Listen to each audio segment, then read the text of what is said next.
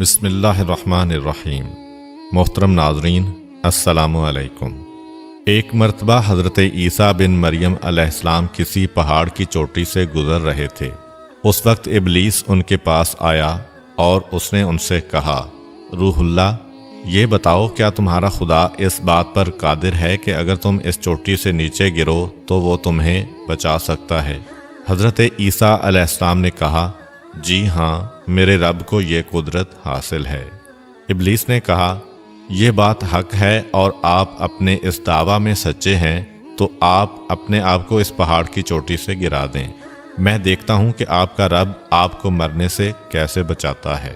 حضرت عیسیٰ علیہ السلام نے محسوس کیا کہ شیطان لعین انہیں ناجائز وسوسہ میں مبتلا کرنا چاہتا ہے۔ انہوں نے اس سے کہا، لعین، کیا تو چاہتا ہے کہ میں اپنے رب کی آزمائش کروں؟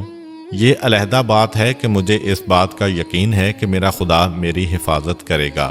اللہ کا ہر فرمان برحق ہے اور ہمیں اس میں شک کرنے کی کوئی گنجائش نہیں ہے، لیکن میں خدا کی آزمائش نہیں کرتا۔ کچھ دنوں بعد ابلیس ان کے پاس آیا اور ان سے کہا، عیسیٰ علیہ السلام، تم تو اللہ ہو کیونکہ تم مردے زندہ کرتے ہو اور غیب جانتے ہو اور لوگوں کو غیب کی خبریں دیتے ہو۔ حضرت عیسیٰ علیہ السلام نے اس کی بات کاٹتے ہوئے کہا، لعین، تو جھوٹ بکتا ہے، میں خدا کا مستجاب الدعوات بندہ ہوں۔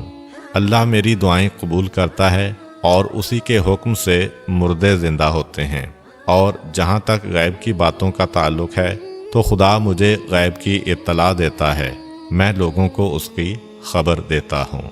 جب ابلیس نے دیکھا کہ عیسیٰ علیہ السلام اس کے جال میں پھنسنے پر آمادہ نہیں ہیں تو اس نے چیخ ماری اور ان کے سامنے سے بھاگ کھڑا ہوا۔ ابو نصر نشاپور کا ایک سلطان ہو گزرا ہے۔ ایک مرتبہ وہ لاؤ لشکر سمیت اپنے دارالحکومت میں داخل ہو رہا تھا کہ ایک مکان سے قاری کی آواز نے اسے چونکا دیا۔ ابو نصر قرآن سننے کے لیے رک گیا۔ قاری نے دلسوز آواز میں سورہ آل عمران کی آیت نمبر 26 کی تلاوت کی، جس کا ترجمہ یہ ہے، آپ کہہ دیں کہ اے اللہ، تو ہی مالک الملک ہے، تو جسے چاہے سلطنت عطا کرے اور جس سے چاہے سلطنت چھین لے، اور جسے چاہے عزت دے اور جسے چاہے ذلت دے، تمام بھلائی تیرے ہاتھ میں ہے، بے شک تو ہر چیز پر قدرت رکھتا ہے۔ اس آیت مجیدہ نے سلطان کے دل پر گہرا اثر کیا۔ وہ یہ آیت سن کر کانپ اٹھا، گھوڑے سے اترا اور رکوع کیا، پھر سجدہ بجا لایا۔ کچھ عرصہ بعد اس قاری کی وفات ہو گئی۔ اس کے ایک دوست نے خواب میں قاری کو دیکھا کہ خدا نے اسے جنت میں عظیم مقام عطا کیا ہے۔ اس نے قاری سے پوچھا کہ تجھے یہ مقام کس وجہ سے نصیب ہوا ہے؟ قاری نے جواب دیا، میں تو ایک بدکار اور گناہگار انسان تھا، میرے نامہ اعمال میں کوئی خاص نیکیاں نہیں تھیں، مگر اس کے باوجود خدا نے مجھ پر خصوصی کرم کیا اور مجھے یہ مقام عطا کیا، اور خدا نے مجھ سے فرمایا، تو نے دنیا میں ایک سلطان کو ہماری عظمت یاد دلائی تھی، اس کی وجہ سے ہم آج تجھ پر رحم کر رہے ہیں اور تجھے بلند مقام عطا کرتے ہیں۔ جی ہاں، اللہ تعالیٰ کا فرمان ہے، فاذکرونی اذکرکم، تم مجھے یاد کرو، میں تمہیں یاد کروں گا۔ پرانے زمانہ میں انطاکیہ ایک بہت بڑا شہر تھا۔ یہ شہر ایشیائے کوچک میں واقع تھا۔ اس شہر کی لمبائی 12 میل تھی اور اس میں انسانوں کی ایک بھاری تعداد قیام پذیر تھی۔ انطاکیہ شہر کے لوگ گمراہ اور ظالم تھے۔ وہ ستاروں اور بتوں کی پوجا کرتے تھے۔ اللہ تعالیٰ نے ان کی رشد و ہدایت کے لیے ان کے پاس 2 نبی بھیجے۔ اہل شہر نے ان کی تکذیب کی تو ان کی تقویت کے لیے تیسرے رسول کو وہاں بھیجا گیا۔ چنانچہ تینوں انبیاء نے لوگوں کو خدا کے راستہ کی دعوت دی اور شہر کے گوشہ گوشہ میں انہوں نے تبلیغ دین کی، لوگوں کو توحید کی دعوت دی، معاد اور یوم قیامت سے آگاہ کیا اور انہیں عذاب خداوندی سے خبردار کیا۔ اہل شہر بڑے بدبخت تھے۔ 3 انبیاء کی مشترکہ تبلیغی کوششوں کا ان پر کوئی خاص اثر نہ ہوا اور پورے شہر میں صرف 40 افراد نے ہی دعوت حق کو قبول کیا۔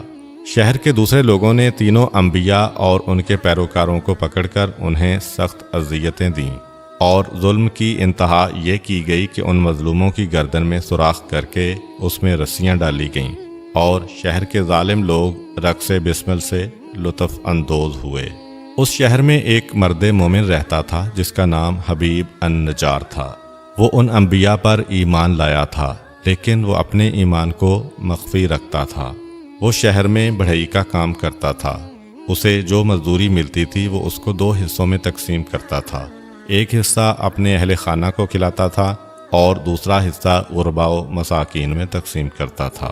جب حبیب النجار کو اس ظلم کا پتہ چلا تو انہوں نے اپنی قوم کو تبلیغ کرتے ہوئے کہا، اے میری قوم، ان رسولوں کی پیروی کرو، ان کی اتباع کرو جو تم سے کوئی اجر نہیں مانگتے اور وہ راہ راست پر ہیں، اور میں کیوں نہ اس ذات کی بندگی کروں جس نے مجھے پیدا کیا ہے اور جس کی طرف تم سب کو پلٹ کر جانا ہے۔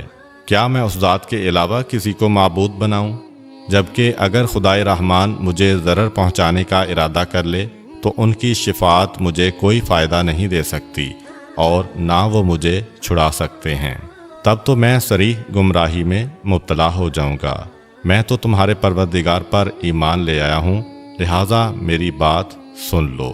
کیا میں اسے چھوڑ کر دوسرے معبود بنا لوں؟ حالانکہ اگر خدائے رحمان مجھے کوئی نقصان پہنچانا چاہے تو نہ ان کی شفاعت میرے کسی کام آ سکتی ہے اور نہ وہ مجھے چھڑا ہی سکتے ہیں۔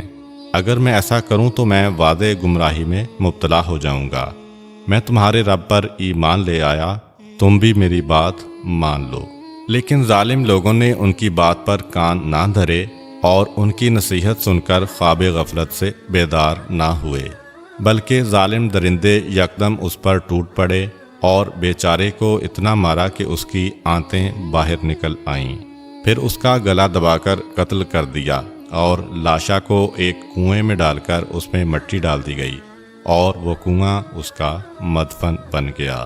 بعض روایات کے مطابق ظالموں نے اسے پکڑ کر آری سے 2 حصوں میں تقسیم کیا تھا۔ ایک اور روایت میں مذکور ہے کہ لوگوں نے اس کی گردن میں سوراخ کیا اور اس میں رسی ڈالی اور پھر اسے صلیب پر چڑھا دیا، جہاں اس کی موت واقع ہوئی۔ حبیب النجار کو موت سے قبل انبیاء دکھائی دیے تو اس نے یہ آخری الفاظ کہے، میں تمہارے رب پر ایمان لایا ہوں، میرے گواہ رہنا۔ اس کے بعد اس کی روح قفس عنصری سے پرواز کر گئی۔ اللہ تعالیٰ نے اس کی قربانی کو قبول کیا اور اسے عظیم ثواب دیا۔ اس کی روح جیسے ہی جسم سے جدا ہوئی تو اسے جنت بھیج دیا گیا، جیسا کہ قرآن مجید بیان کرتا ہے۔ حبیب النجار کو نیک انجام مبارک ہو۔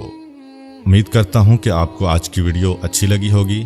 اگر آپ کو ہماری ویڈیو اچھی لگی ہے تو ویڈیو کو لائک کریں اور مزید اس طرح کی ویڈیوز دیکھنے کے لیے ہمارا چینل سبسکرائب کر لیں۔ ملتے ہیں نیکسٹ ویڈیو میں، اجازت دیجیے۔